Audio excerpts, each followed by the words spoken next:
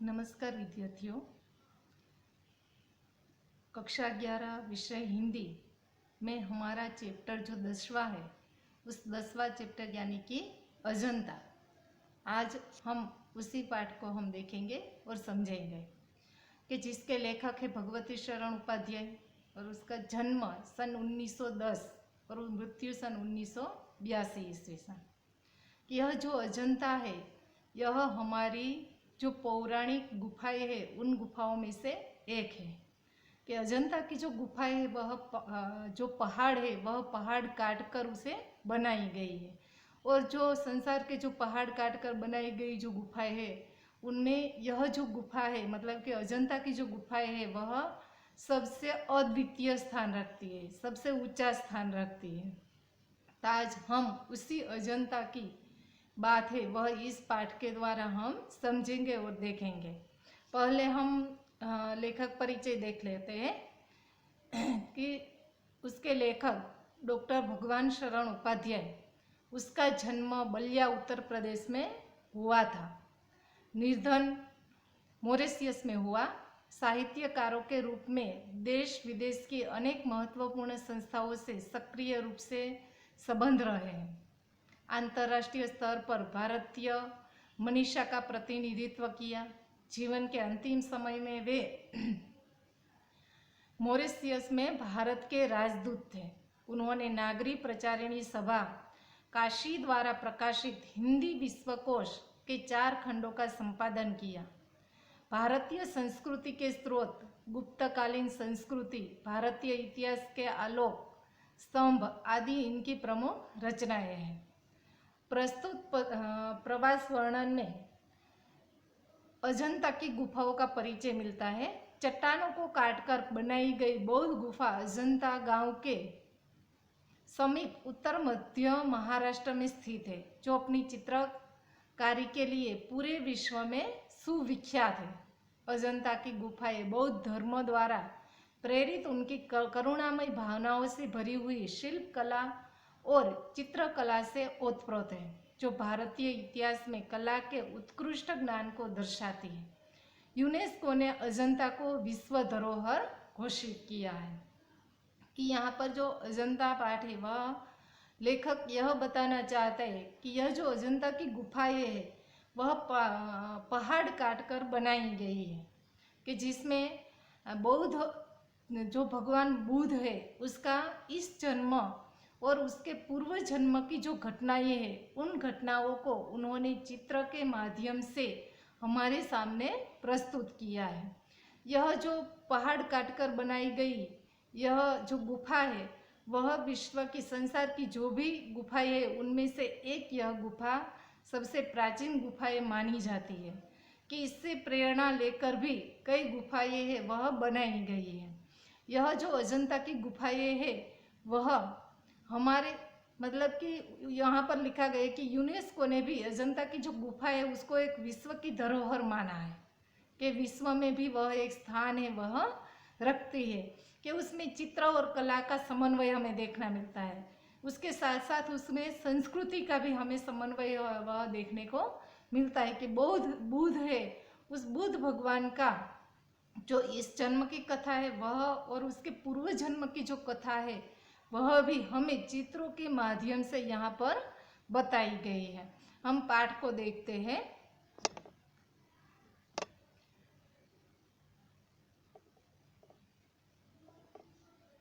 जिंदगी को मौत के पंजों से मुक्त कर उसे अमर बनाने के लिए आदमी ने पहाड़ काटा। किस तरह इंसान की खूबियों को कहानी सदियों बाद आने वाली पीढ़ियों तक पहुंचाई जाए, इसके लिए आदमी ने कितने ही उपाय सोचे और किए, कि जिंदगी के मौत के पंजों से मुक्त कर, कि हमारी जो जिंदगी है वह मौत के पंजों से जकड़ी हुई है, तो उस मौत के पंजों से हम मुक्त होकर उसे अमर बनाने के लिए आदमी है कि जो आदमी है उन्होंने पहाड़ काटा, मतलब कि जब पहाड़ है उस पहाड़ को उन्होंने काटा, मतलब कि उसकी कोतरनी की। तो उन पहाड़ को काटकर उन्होंने इसके उसको आदमी को अमर बनाने के लिए उन्होंने कई उपाय किए, कि कई खूबियां है उन्होंने दिखाए कि पीढ़ियों तक वह किस तरह से उसे पहुंचाए।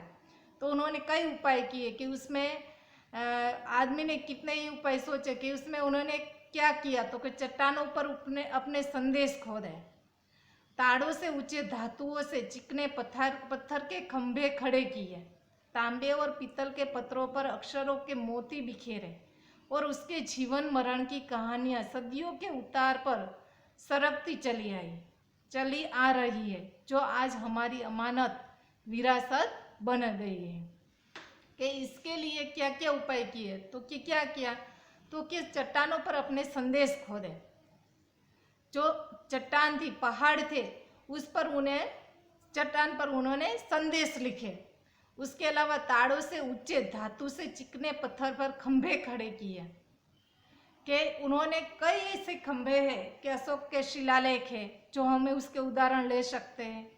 कि ऐसे कई उपाय है वह कि उस समय की जो घटना है उस घटना को हम आज भी देख सके, उसको याद रख सके, इसलिए उन्होंने यह जो उपाय है वह किए। उसके अलावा तांबे और पीतल के पत्रों पर अक्षरों के मोती बिखेरे। तांबे और पीतल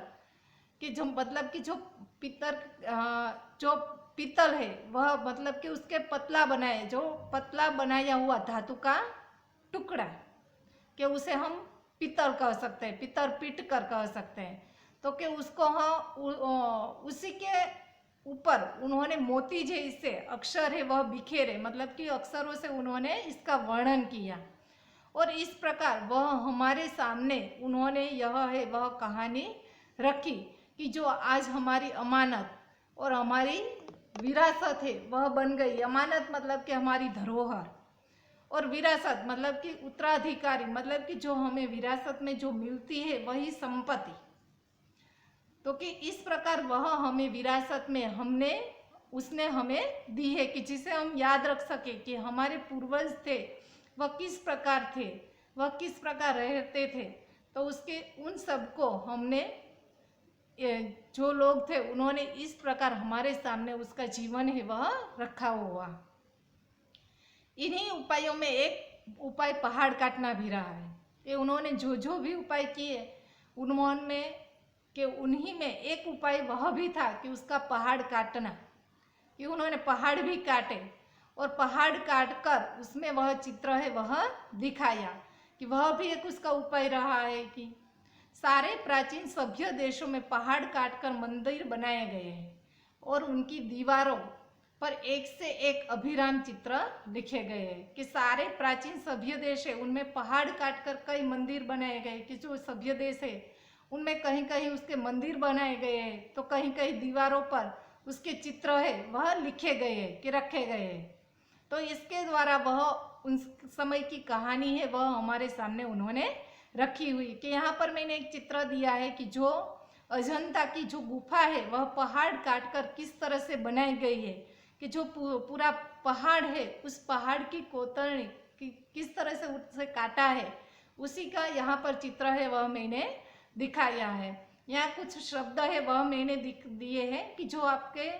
पुस्तक में है वह शब्द है उसका अर्थ क्या होता है वही आपको यहाँ पर दिखाई देते हैं। आगे जो देखते हैं तो कि आज से कोई 2,2500 साल पहले से ही हमारे देश में पहाड़ काटकर मंदिर बनाने की परिपाटी चल पड़ी थी। अजंता की गुफाएं पहाड़ काटकर बनाई जाने वाली देश की सबसे प्राचीन गुफाओं में से है, जैसे अलोरा और एलिफेंटा की सबसे पिछले काल की। कि आज से कई 2,2500 साल पहले 2,2500 साल पहले पहाड़ काटकर मंदिर बनाने की परिपाटी चल पड़ी थी। कि आज से लेकर हम देखें तो कि 2,2500 साल पहले यह जो पहाड़ काटकर है वह मंदिर बनाए जाते थे। कि उसमें जो अजंता की जो गुफाएं है वह पहाड़ काटकर बनाई जाने वाली देश की सबसे प्राचीन गुफा मानी जाती है। इसके अलावा अलोरा और एलिफेंटा की जो गुफाएं है वह भी देश के पिछले काल की ही गुफाएं है वह मानी जाती है। कि देश की गुफाओं या गुफा मंदिरों में सबसे विख्यात अजंता के हैं, जिनकी दीवारों और छतों पर लिखे चित्र दुनिया के लिए नमूने बन गए हैं। कि इसमें इन सब की जो गुफाएं हैं जो मंदिर है उसमें जो यह अजंता की जो गुफाएं है उसके जो मंदिर है वह सबसे प्राचीन माना जाता है, विख्यात माना जाता है कि वह उसके दीवारों पर, उसकी छतों पर जो चित्र है वह दुनिया के लिए नमूने बन गए हैं कि दुनिया उसकी प्रेरणा से वह उसके जैसा बनाने का प्रयास है वह कर रही है। तो कि यह उसके लिए दुनिया और देश के लिए यह जो अजंता की गुफाएं वह नमूने बन गई है कि उसके लिए प्रेरणा बन गई है। जैसे कि देखें कि चीन के तुन हुआंग और श्रीलंका की सिमरिया की पहाड़ी दीवारों पर उसी के नमूने के चित्र नकल कर लिए गए थे। और जब अजंता के चित्रों ने विदेशों को इस प्रकार अपने प्रभाव से निहाल किया, तब भला अपने देश के नगर देहात और उनके प्रभाव से कैसे निहाल न होते। कि अजंता की जो गुफाएं हैं उस गुफा से प्रेरणा लेकर चीन ने तुन हुआंग और लंका ने सिमरिया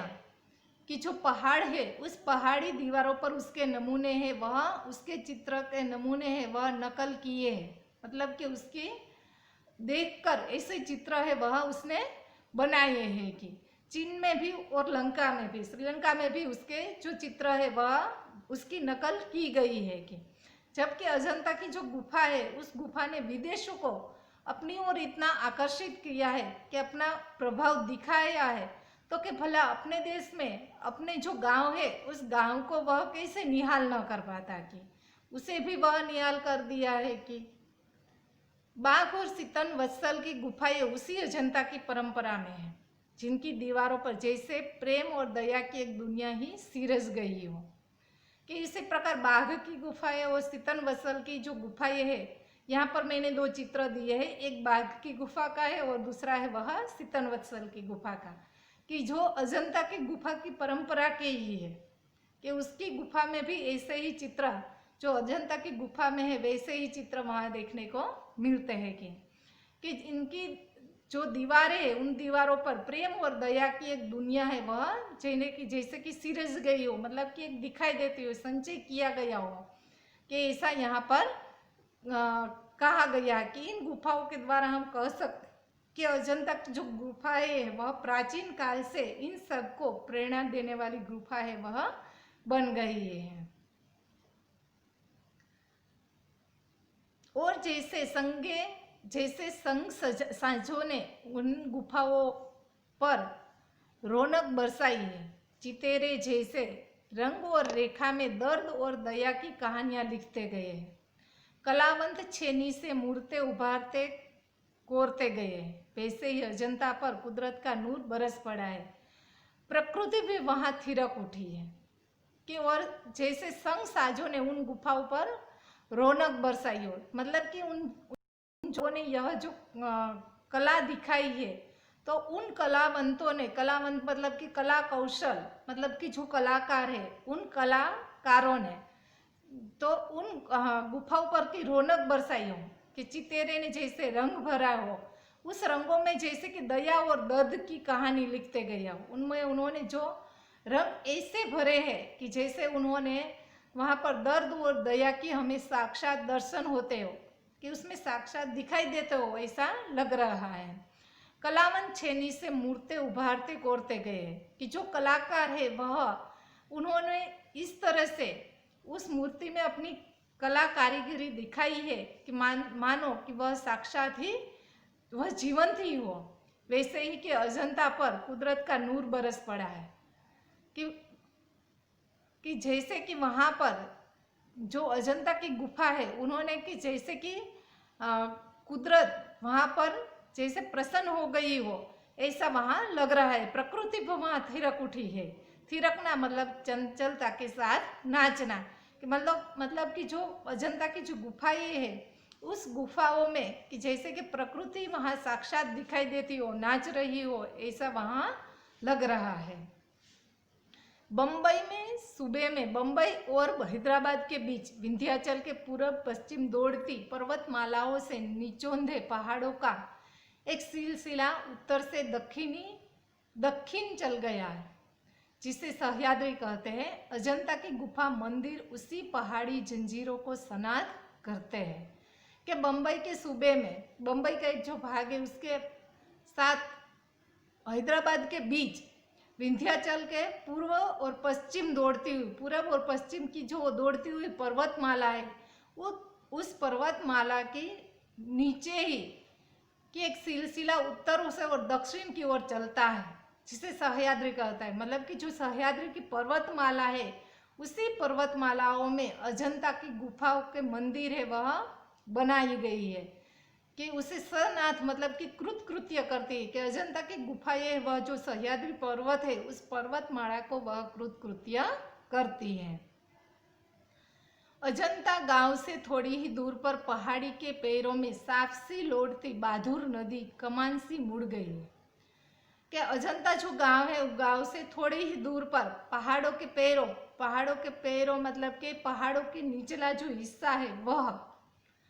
कि उस निचले हिस्से में कमान सी मुड़ती बाधुर नदी के किनारे ही यह जो गुफाएं है वह गुफाएं बनाई गई है। वही पर्वत का सिलसिला एकाएक अर्धचंद्राकार हो गया है, कि वह पर्वत का सिलसिला मतलब कि पर्वत की जो हारमाला है वह, कि उसका क्रम है वह एकाएक ही अर्धचंद्राकार है वैसा बन जाता है। कि कोई 200-500 फुट ऊंचा हरे बनों के बीच मंच की तरह उठते पहाड़ों का यह सिलसिला हमारे पुरखों को भा गया है। उन्होंने उसे खोदकर भवनों महलों से भर दिया है, कि कई 200-550 मतलब कि कई 250 फुट ऊंचा हरे वनों के बीच मंच की तरह यह जो पहाड़ है वह पहाड़ है हमारे जो पुरखों मतलब कि हमारे जो पूर्वज थे, वही उन पूर्वजों को यह जो श्रृंखला थी तो वह उसे बहुत पसंद आ गई, भाग गई मतलब कि उसे पसंद आ गई की। और उन्होंने इसे खोदकर मतलब उस पर्वत को उन्होंने खोदकर भवनों महलों से भर दिया, मतलब कि उनमें उस पहाड़ को खोदकर उसने कई भवन बनाए, कई महल है वह उसने वहाँ बनाए। सोचिए जरा, ठोस पहाड़ की चट्टानी छाती और कमजोर इंसान का उन्होंने मेल किया है। कि जरा सोचिए कि जरा ठोस पहाड़ की चट्टानी छाती और कमजोर इंसान का उन्होंने मेल जो किया है, तो पर्वत का हिया दरकता चला गया और वहां एक से एक बरामद है। कि जरा हमें सोच विचार करना चाहिए कि जहाँ जो पहाड़ है उनकी चट्टानी जो छाती है वह कमजोर इंसान के उन्होंने मेल जो किया है, मतलब कि पहाड़ है वह कितना कठोर होता है और इंसान है वह कितना कमजोर होता है, कि इन दोनों का जो मेल हुआ है वह कि पर्वत का हिया दरकता चला गया है। पर्वत का हिया मतलब कि उसका हृदय है वह भी जैसे कि उसकी ओर खींचा हो ऐसा लग रहा है। और वहाँ एक से एक बरामदे हाल और मंदिर बनते चले गए, कि वहाँ पर जो उसका जो एक एक बरामदा मतलब कि उसका जो एक एक कमरा है वह जैसे कि मंदिर हो, वह मंदिर बनता चला गया हो ऐसा वह लग रहा है। कि पहले पहाड़ काटकर उसे खोखला कर दिया गया, फिर उसमें सुंदर भवन बना लिए गए। कि फिर पहले की पहाड़ काटकर उसे खोखला कर दिया गया, फिर उसमें सुंदर भवन बना लिए गए। कि पहले पहाड़ है उसे काट कर उसे खोखला बना दिया जाता है, फिर उसके एक सुंदर भवन में उसकी रचना है वह की जाती है। जहाँ खंभों पर उभारी मूर्तें विहस उठी, भीतर की समूची दीवारें और छतें रगड़कर चिकनी कर ली गई और तब उनकी जमीन पर चित्रों की एक नई दुनिया बस दी गई। कि जो खंभों है उस खंभों पर जो मूर्तियां है वह मूर्तियां उतारी गई, मतलब कि उसके मूर्तियां है वह उसको अंकित की गई। क्योंकि उसके अंदर जो दीवार है उस दीवार और छत पर उसको रगड़कर उसकी चिकनी है वह बनाई जाती है, फिर उस चिकनी दीवार मतलब कि सपाट जमीन पर चित्रों की एक नई दुनिया है वह बसाई जाती है। कि पहले प्लस्तर लगाकर आचार्यों ने उन पर लहराती रेखाओं में चित्रों की काया सीरस दी, कि पहले उसे प्लस्तर लगाकर कि प्लस्तर किया जाता है, फिर वहाँ की जो आचार्य थे मतलब कि जो कलाकार थे उस कलाकार ने उसकी रेखाओं में चित्रों की काया है वह सीरज दी है, मतलब कि चित्रों है वहाँ पर उस चित्रों को उन्होंने बनाया हुआ है। फिर उनके चेले कलावंतों ने उनमें रंग भरकर प्राण फूंक दिया कि उन जो कलाकार है उन कलाकारों ने चित्र बनाए, फिर उनके चेले मतलब कि उनके शिष्य मतलब कि जो कलाकार थे जो रंग भरने वाले उस रंग भरकर पूर्ण उसे उन्हें प्राण जैसे फूंक दिए, मतलब कि जो साक्षात जीवंत लग रहा हो ऐसा दिख रहा है। फिर तो दीवारें उमंग उठी, पहाड़ पुलकित हो उठे कि फिर तो कि वहाँ की जो दीवारें हैं वह भी उमंग उठी मतलब कि उल्लास आ जाता है, और उसकी जो पहाड़ है वह भी हर्षित है, वह पुलकित हो जाना मतलब कि हर्षित हो जाना, उसकी दीवारों में उमंग सा आ जाता है, उल्लास सा छा जाता है, और उसकी दीवार है जो उसके पहाड़ है वह हर्ष पुलकित हो उठते हैं। कितना जीवन बरस पड़ा है इन दीवारों पर, जैसे फसाने अजायब का भंडार खुल पड़ा हो, कि कितना जीवन बरस पड़ा है कि उन दीवारों पर, कि जैसे कि उसका भंडार है वहाँ पर, वह भंडार जैसे खुल पड़ा हो। कि कहानी से कहानी टकराती चली गई है, बंदरों की कहानी,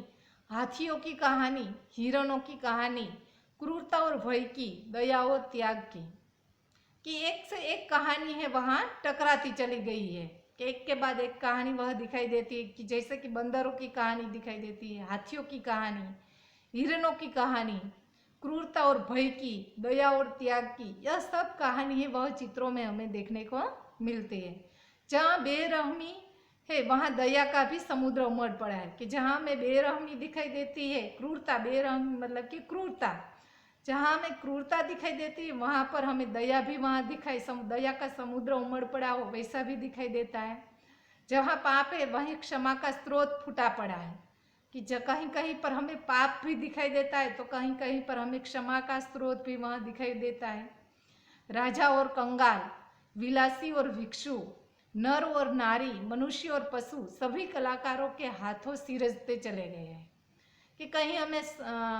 राजा और कंगाल देखने को मिलते हैं तो कहीं विलासी और भिक्षुक भी दिखाई देते हैं,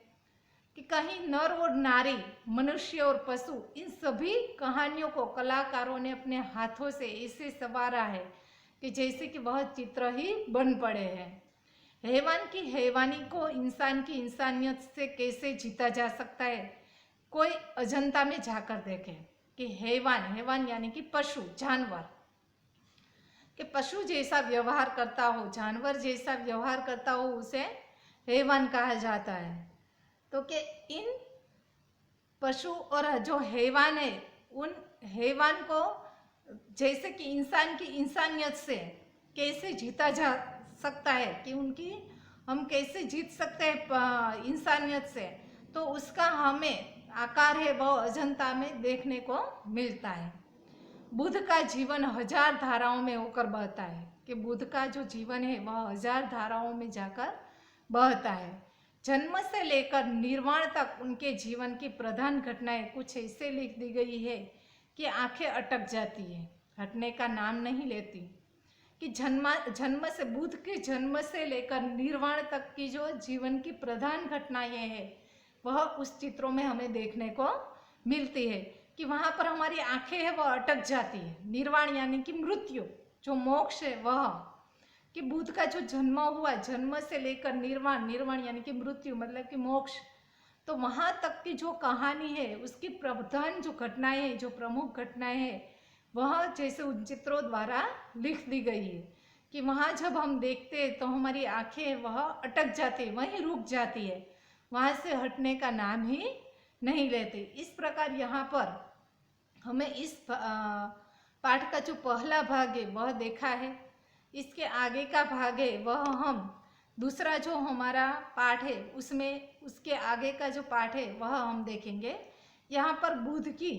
कि उस अजंता की जो गुफाएं है उस गुफाओं में किस तरह के चित्र है वह चित्र हमने देखे हैं, उस चित्र को कैसे कलाकारों ने उसे संवारा है,